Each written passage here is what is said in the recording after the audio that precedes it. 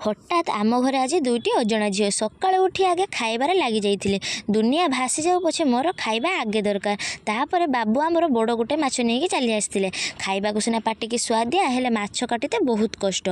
जीवन में fast time पछे एते बड़ माछ काटी मो द्वारा कौन होउछि मु तो पूरा थकी जाउथिली। कष्टे मष्टे माछटा को काटि देइथिले। तापर चली आइथिले टिके चुली पाखु रोषे करिया पय काहेकि हमर गैस सरी जाइथिला। आ गैस सरी गले चुली पाखरे रांधिया मो पक्षे पूरा असंभव। ता भितरे भी मु माछटा को पूरा गोटी गोटी करके भाजी देइथिले। आ हमर मोर आखिरे बहुत जोरे पानी बहुतला काहेकि मते चुली रांधिबार मोर अभ्यास नाही। आ से मते पूरा कंदेई देउथिला।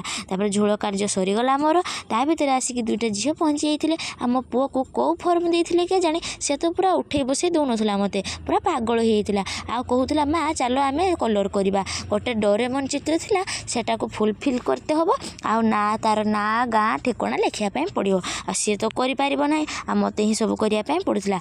मु से गुडा सब फुलफिल कर दे कि से झियो मान को नेकी दे देथिले। ता भितर हमर आसिक बाबू पहुंची जाइथिले। आ बाबू को मु खाया पय दे देथिले। वीडियो टी केमिति लागला निहाती सब्सक्राइब करिवे। रहिले जय जगन्नाथ।